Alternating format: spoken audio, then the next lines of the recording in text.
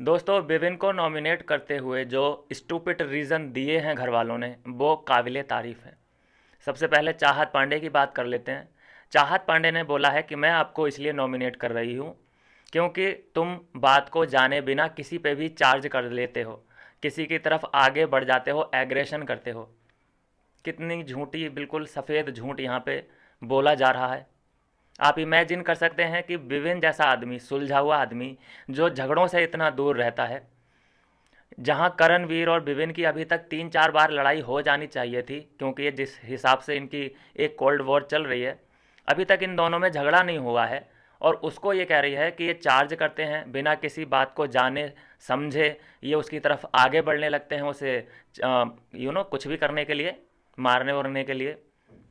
कितना stupid reason है ये। तो ये रिस्पेक्ट सिर्फ हम चाहत पांडे से ही कर सकते हैं कि ऐसे फालतू रीज़न, कोई और रीज़न नहीं मिला उसको। क्या बोलती, और उसने खाली अपने मन से मनगढ़ंत कहानी बना के बता दिया कि भाई ये रीज़न है। दूसरा जो नॉमिनेशन मिला था विवेन को, वो मिला था दिग्विजय की ओर से। दिग्विजय ने भी बिल्कुल स्टूपिड रीज़न दिया। उस दिन जब फाइट हो रही थी दिग्विजय और अविनाश की, तो उसको रोक रहा था विवेन, उसको रोक रहा था कि मत जा उधर, मत जा, मतलब ऐसे। लेकिन उस फाइट में आपने गौर से देखा हो तो जब ये बचाने की कोशिश कर रहा है विवेन, तो दिग्विजय ने धक्का दे दिया था उसको, लिटरली बिल्कुल धक्का दे दिया था। मतलब अगर कोई और होता विवियन की जगह तो इसको घुमा के चपेड़ मारता कि साला मैं तो तेरे को बचाने आ रहा हूँ यहाँ पे, मैं चाहता हूँ कि लड़ाई ख़त्म हो जाए और तू मुझ पे ही अटैक करने की कोशिश कर रहा है, धक्का मुक्की कर रहा है मेरे साथ ही। जबकि जब विपिन उसे रोक रहा है दिग्विजय को, तो उस वक्त वहाँ पे करण को होना चाहिए था, क्योंकि करण दिग्विजय का दोस्त है, उसे समझाना। लेकिन करण ऐसी नस्ल ही कहाँ है। करण ऐसा है कि भाई फाइट होने दो। उसे तो वो आदमी बुरा लगता है जो फाइट के बीच में रोड़ा बनता है, जो बीच बचाव करता है। वो करण को दुश्मन दिखाई देता है कि यार ये क्या है। फाइट के बीच में होता है ना, वो लड़ाई हो रही होती है, हीरो हावी होता है गद्दार पे, लेकिन उसी बीच माँ आ जाती है, फिर वो माँ गद्दारों के कब्जे में चली जाती है, पूरा खेल खराब। तो ऐसा है दोस्तों कि ये स्टूपिड रीज़न दिए हैं दिग्विजय ने और चाहत ने। बाकी तीसरा जो नॉमिनेशन है जो विवेन को मिला, वो तो आपको पता ही है, अविनाश ने नॉमिनेट किया है। और जब ये नॉमिनेशन किया, नाम लिया, तो एवरीवन हैज़ शॉक्ड, एकदम मुंह खुले के खुले रह गए। सबसे ज़्यादा मज़ा जो आया वो करण को आया। उसने सीटियाँ बजा के, सीटियाँ मार के इस फैसले का स्वागत किया, उसे बड़ा मज़ा आया। उसे ये अच्छा लगा कि हाँ, दो भाइयों के बीच में थोड़ी सी दरार पैदा हुई है। चलिए कोई नहीं, इसका देखते हैं आगे जाके क्या फ़ायदा मिलेगा, मिलेगा कि नहीं मिलेगा। लेकिन हम पूरी कोशिश करेंगे जो हमसे बन पड़ता है।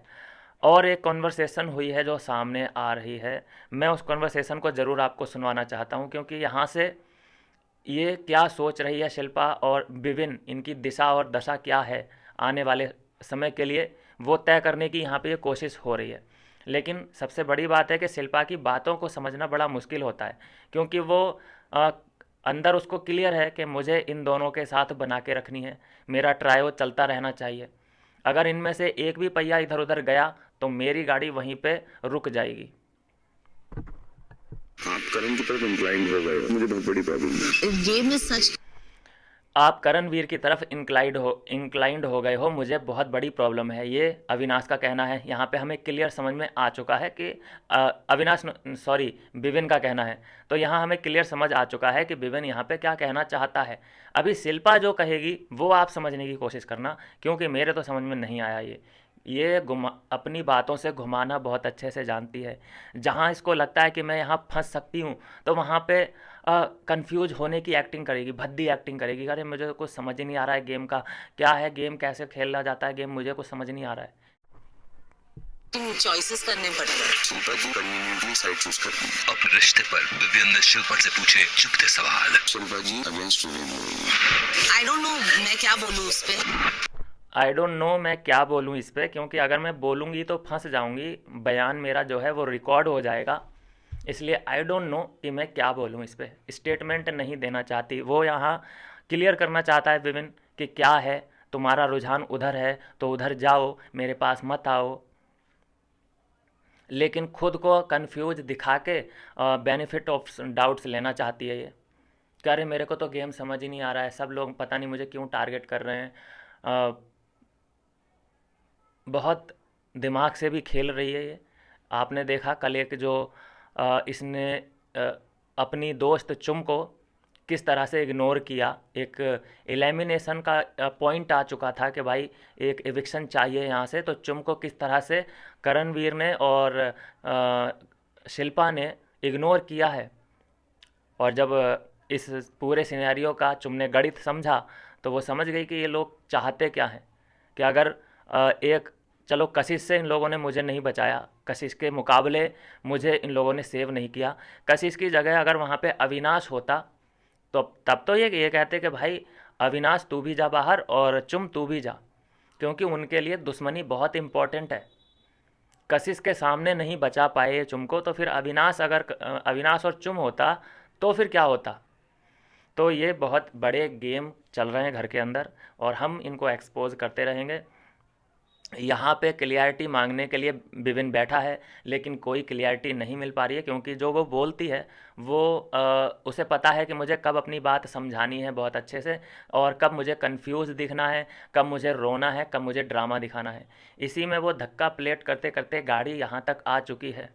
क्योंकि आपने देखा होगा कल जब चुम ने सवाल पूछा शिल्पा से, तो वो कैसे घूम गई कि ला मैं तेरी बकेट उठा लेती हूँ, तेरा देख ये स्कर्ट स्टक कर ले अंदर।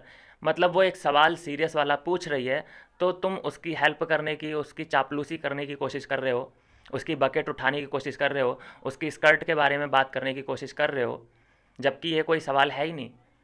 उसके बाद जब करण से पूछा गया, चाहत और दिग्विजय ने पकड़ा उसको कि यार ये क्या था, मतलब तुम्हारे लिए दुश्मनी इतनी इंपॉर्टेंट है कि तुम अपने दोस्त को भूल गए, वो भी तो जा सकती थी।